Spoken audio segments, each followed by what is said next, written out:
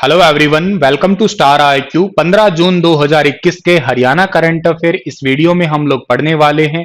यही मेरी उम्मीद है कि आप लोग बहुत अच्छे होंगे और आने वाले समय में भी बहुत बहुत अच्छे रहेंगे।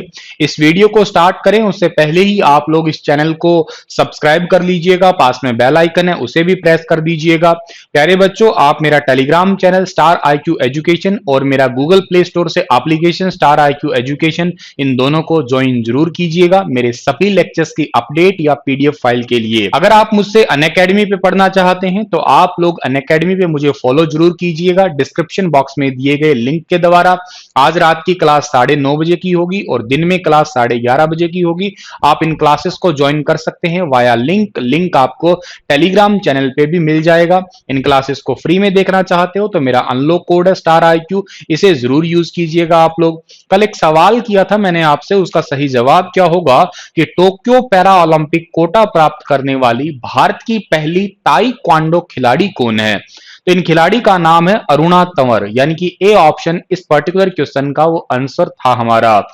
आज का पहला क्वेश्चन क्या है कि हाल ही में किस भारतीय महिला पहलवान ने पोलैंड ओपन में 53 किलोग्राम भार वर्ग में गोल्ड मेडल जीत लिया है। तो पोलैंड ओपन में 53 किलोग्राम भार वर्ग में गोल्ड मेडल जीता है, इनका नाम है विनेश फोगाट।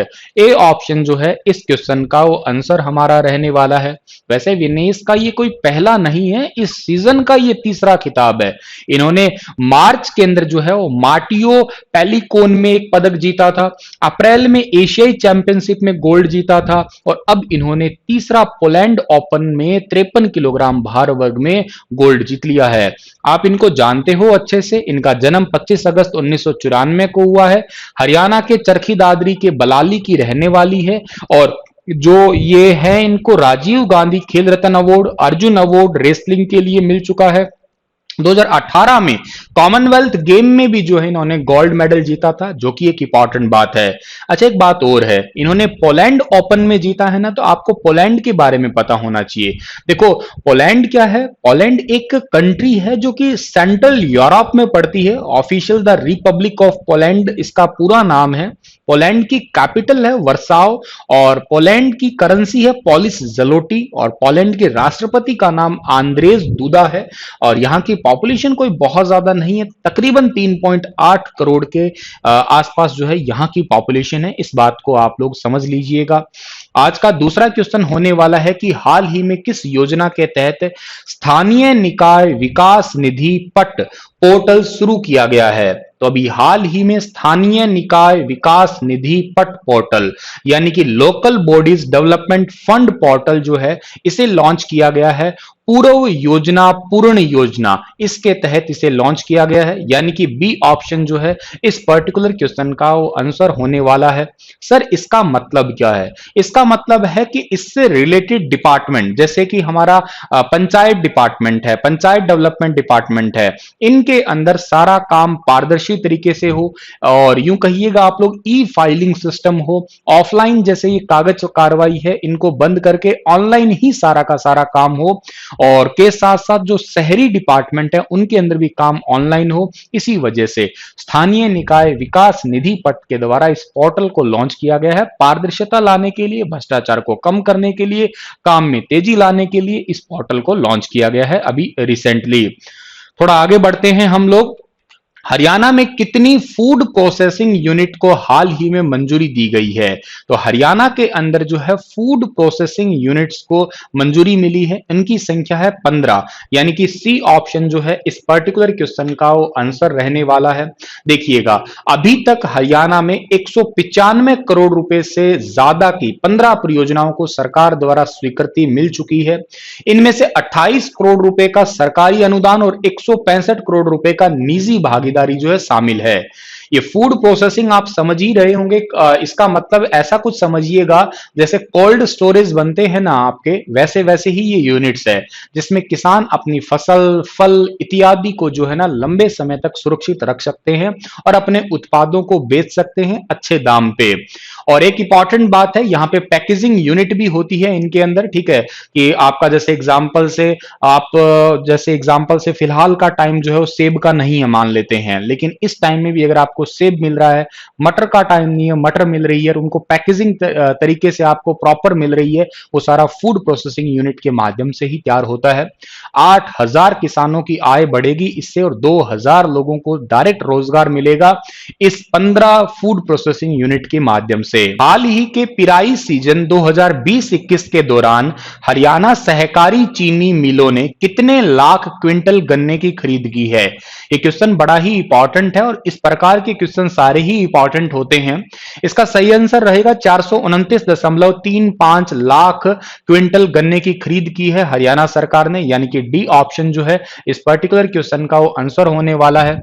देखिएगा, इनकी कुल राशि, मतलब ये 429 लाख क्विंटल गन्ना है, इनकी कुल राशि तकरीबन बनी है 1500.83 करोड़ रुपए और इसमें से जो है ना तकरीबन 1082 यानी कि 1082 कह दीजिएगा आप लोग, इतने करोड़ रुपए जो है ना ये किसानों के खातों में दिए जा चुके हैं, डायरेक्ट ट्रांसफर किए जा चुके हैं। बाकी बच गए, उनकी लास्ट डेट 10 जुलाई तक रखी है। मैं आपको एक बात और बता देता हूं कि ये सारा डिपार्टमेंट आता है सहकारिता मंत्रालय के अंतर्गत और सहकारिता मंत्री जो है हरियाणा में वो है डॉक्टर बनवारी लाल। वो बिल्कुल याद रखिएगा आप लोग। हरियाणा राज्य सहकारी चीनी मिल प्रसंघ, शुगर फेड भी कहते हैं, उसकी एक रिसेंटली एक बैठक आयोजित हुई थी। उस बैठक में जो है जानकारी मिली है कि इस बार के पिराई सीजन 2020-21 के दौरान सहकारी चीनी मिल जो है उसमें 429.35 लाख क्विंटल गन्ने की खरीद हरियाणा ने की है। इनकी राशि बनी है 1500.83 लाख करोड़ रुपए।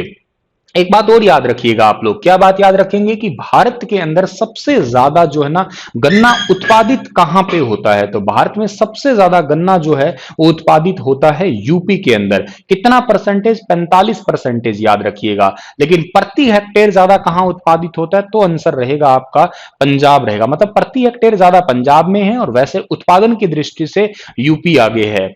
भारत में चीनी मिलें सबसे ज्यादा कहां पे है? तो ये बात भी आपको पता है, महाराष्ट्र के अंदर है। अगला क्वेश्चन है कि हरियाणा में यह वर्ष किस वर्ष के रूप में मनाया जाएगा? तो हरियाणा में यह साल ऑक्सी वन वर्ष के रूप में मनाया जाएगा। अभी हरियाणा के जो मुख्यमंत्री है मनोहर लाल खट्टर, उन्होंने जो है इसकी रिसेंटली घोषणा की है और इस साल जो है ना तकरीबन 3 करोड़ पौधे लगाए जाएंगे हरियाणा के अंदर। 3 करोड़ पौधे लगाने का लक्ष्य रखा है। हरियाणा के वन और वन्य जीव मंत्री का नाम है कंवर पाल गुज्जर। इस बात को भी आप लोग याद रख लीजिएगा। ऑक्सी वन वर्ष लगाने का मकसद यह है कि लोगों की मानसिकता बढ़े, क्योंकि पेड़ पौधे लगाने से जो है ऑक्सीजन तो जाहिर सी बात है बढ़ती ही बढ़ती है।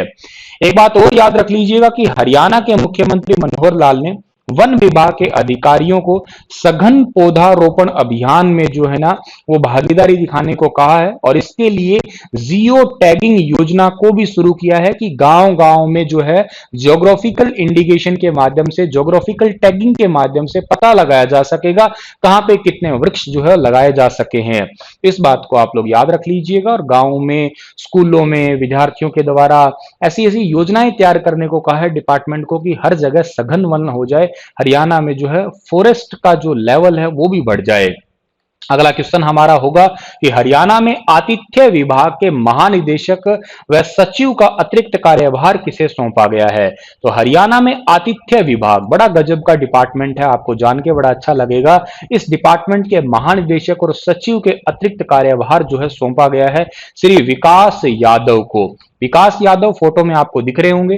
इनके पास में ग्रामीण विकास विभाग का महानिदेशक का पद है ही और पशुपालन व डेयरी विभाग के सचिव भी हैं ये, और अब इनको जो है आतिथ्य विभाग का अतिरिक्त कार्यभार भी मिल गया है। अब सुनिए आप आतिथ्य विभाग के बारे में। देखो, इसका हेडक्वार्टर तो चंडीगढ़ सेक्टर 3 में है। इसकी स्थापना प्यारे बच्चों जब हरियाणा बना था तभी हुई थी 1966 में। इसका काम क्या होता है? जब भी हरियाणा में कोई गेस्ट आता है ना, स्टेट गेस्ट बनता है हमारा, तो उसकी सेवा करना, उसकी मेहमानबाजी करना। कैसे प्रकार की? उनको कॉफी देना, उनको चाय देना, कोल्ड ड्रिंक देना, ब्रेकफास्ट देना, लंच, डिनर, ये सारा का सारा रीजनेबल रेट पे प्रोवाइड करना। चाहे वो किसी राज्य का मिनिस्टर हो, कोई भी लेजिस्लेटर हो सकता है, ऑफिसर्स हो सकता है, कोई भी ऑफिशियल ऑर्डर के तहत कोई विजिटर आ सकता है, इन सभी की जो है ना मेहमानबाजी करने का डिपार्टमेंट यही है। हॉस्पिटैलिटी ऑर्गेनाइजेशन के रूप में इसे आप लोग पुकारा करते हैं। तो स्टेट गेस्ट जितने भी हमारे जितने भी मेहमान हैं, उनकी मेहमानबाजी जो है यही डिपार्टमेंट किया करता है। बड़ा गजब का डिपार्टमेंट है। चलिए जी, अगला क्वेश्चन हमारा है कि हाल ही में Haryana aerospace and defence policy 2021 के वरिष्ठ अधिकारियों की बैठक की अध्यक्षता किसने की है? तो इसकी अध्यक्षता अभी हाल ही में की है दुष्यंत चौटाला ने, क्योंकि ये डिपार्टमेंट भी इन्हीं के पास ही आता है। नागरिक उड्डयन विभाग जो है दुष्यंत चौटाला के पास ही है। देखिएगा, हरियाणा सरकार एरोस्पेस और डिफेंस इक्विपमेंट प्रोडक्शन के क्षेत्र में जो है उत्तर भारत में एक अग्रणी MRO हब बनाने वाली है। MRO का मतलब है, M का मतलब है मेंटेनेंस, R का मतलब है रिपेयर, और जो है O का मतलब है ओवरऑल हब। MRO बन जाएगा तो इससे क्या होगा? इससे जो रक्षा विमान है उनको बहुत ज्यादा लाभ मिलेगा।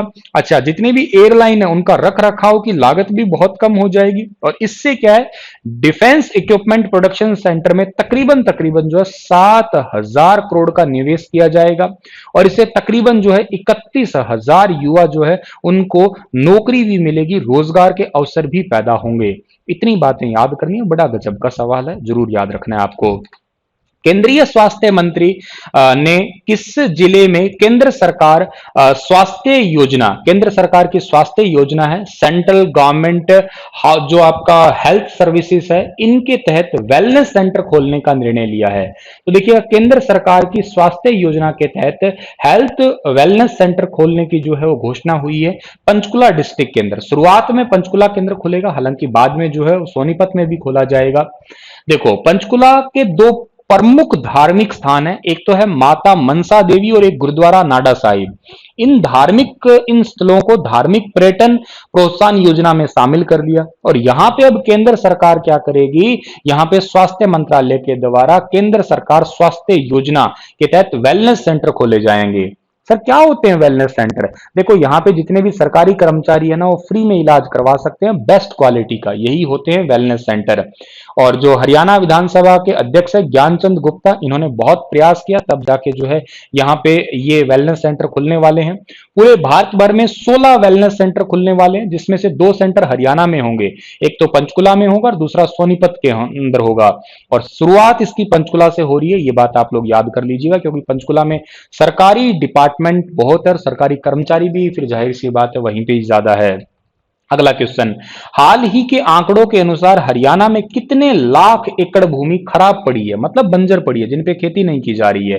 तो ये तकरीबन 1 लाख एकड़ भूमि ऐसी है जो बंजर पड़ी है। हरियाणा के कृषि मंत्री जेपी दलाल ने जो है ना इसके बारे में जानकारी दी है, और जल्द ही जो है किसानों को मूंग का बीज हर गांव और ब्लॉक लेवल पे, स्पेशली दक्षिण हरियाणा के अंदर जो है उपलब्ध करवाने के निर्देश भी दिए हैं। जेपी दलाल लोहारू से जीते हुए हैं, इनके पास में मत्स्य पालन डिपार्टमेंट भी है, ये हरियाणा के कानून मंत्री भी हैं। इस बात को आप लोग समझ रखिएगा और याद रख लीजिएगा। इसी के साथ इस लेक्चर को तो हम समाप्त करते हैं। आपसे एक सवाल पूछ लेते हैं कि कौन सी नदी नजफगढ़ झील में गिरती है? हरियाणा की कौन सी नदी है जो नजफगढ़ झील में गिरती है? बताओगे आप लोग विस्तार से इसके बारे में? साहिबी, मारकंडा या टांगरी? ठीक है, नहीं, ये टांगरी लिखना चाहिए, टांगरी या घग्गर। ठीक है, बताइए विस्तार से इसके बारे में, बहुत ही विस्तार से। धन्यवाद, मुस्कुराते रहना, चैनल को सब्सक्राइब कर लेना, अपना ख्याल रखना और अपनों का भी ख्याल रखना।